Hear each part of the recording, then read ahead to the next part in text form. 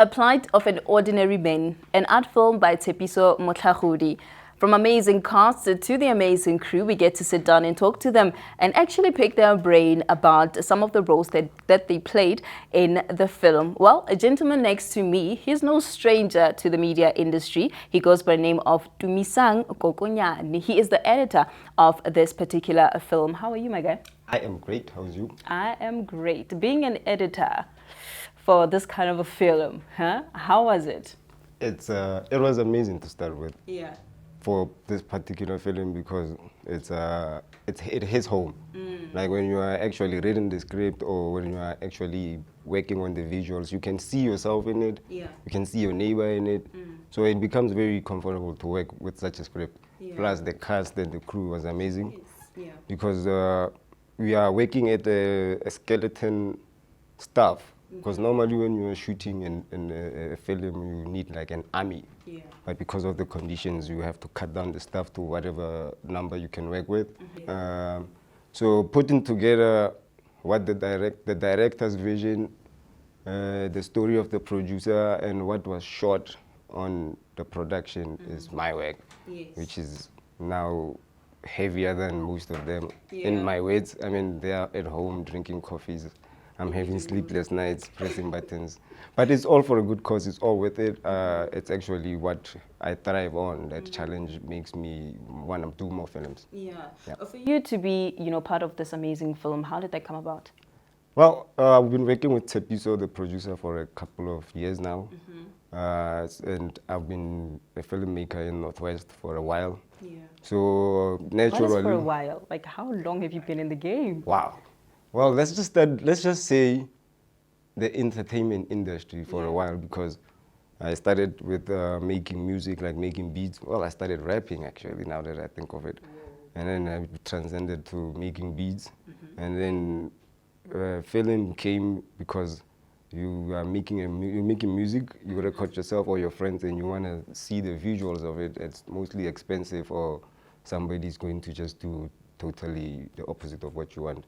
So you end up having that thing of, I want to do it myself. Yeah. And only to find out you're actually a natural at it, and you just keep going. So it's like music, visuals, when you bring them together as an actual film. I mean, the last silent movie was, I don't know how long. I mean, right now we are under level 3 with COVID.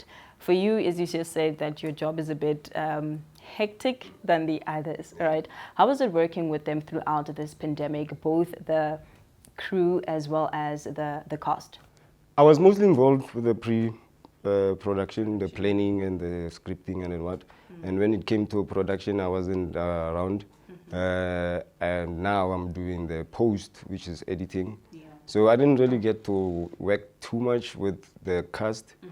But as for editing, you're actually just required to be there alone most of the time when you're editing. So when it comes to complying with social distancing and whatnot, I don't really have much of a problem there, unless I have the director or the producer coming in for a point of view on the edit.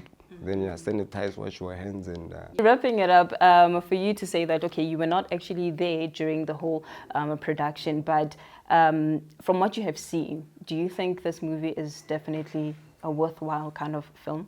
Yeah, actually, like I always say, it's a advantage for somebody who's putting together the end product, not to be there when it's actually being shot, because it presents a very objective view when you are editing.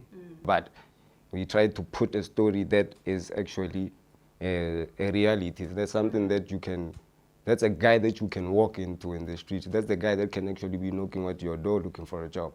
But in this condition, you probably wouldn't allow them to go in your yard because of this. But at least we're putting out this film so that you don't stop thinking of such people. Even if you are not allowing them in the house to come make that 10 rand a day, at least if you have, you can give them something like bread or whatever, because they would have made money to go buy those things, but because you can't even allow them in your yard, because you yourself don't have a choice, they are not making anything.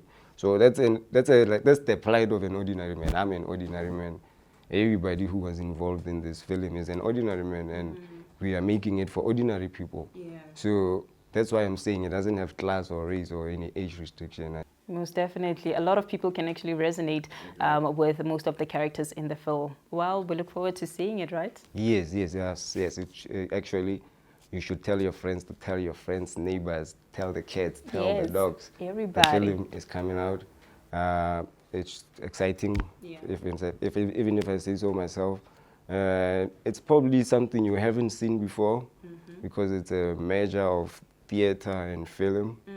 And it's actually going to be streamed live as opposed to be in theaters or in cinemas. Yeah. So it's a kind of something new that is exciting. Yeah, definite must watch. Thank you, Dumisang, for chatting to us Thank today, you right? for hosting me. It's a pleasure. Well, you heard it. It's a definite must watch. Well, for myself, Ms. Trigger, more to come.